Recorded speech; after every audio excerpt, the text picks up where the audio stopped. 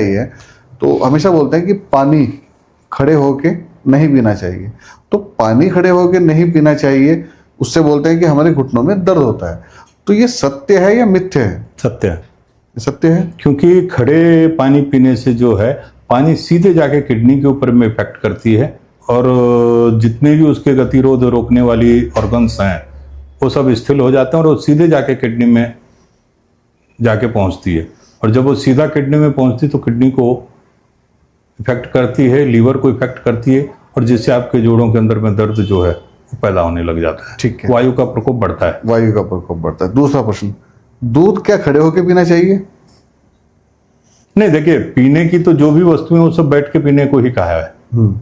चाहे आप किसी भी ड्रिंक को पी रहे हैं, दूध पी रहे हैं, जल पी रहे हैं, बैठने, क्योंकि मुद्रा का बहुत, अब आयुर्वेद में वही है, हर पहलू पे चर्चा करेंगे तो फिर बहुत बड़ा विषय हो जाएगा। मेरा प्रश्न यही इसलिए था क्योंकि अक्सर हम जब देखते हैं तो ये बोला जाता है कि पानी बैठ के और दूध खड़े होके पीना चाहिए। तो मैं ये जानना चाहता था कि आप क्या उसमें बोलते हैं? हाँ, दूध खड़े होके वो लोग पी सकते हैं कि जो पहलवानी वगैरह के सेक्टर में है, अच्छा, उनके लिए है।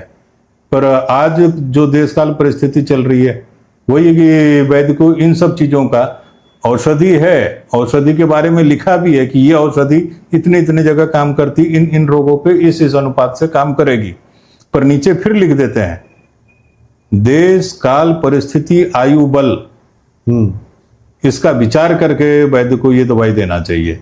अब उसमें मेल भी है, फीमेल भी है, कोई दुबला पतला भी है, उसकी वो पचाने की क्षमता नहीं है तो उसका डोज आपको उस हिसाब से निर्धारित करना है। कोई मजबूत है, मेधा शक्ति उसकी मजबूत है तो डोज उसके हिसाब से आपको करना है। तो ये सब देश काल परिस्थिति के अनुसार अपने बुद्धि विवेक से भी इसका इस्तेमाल करते रहना चाहिए।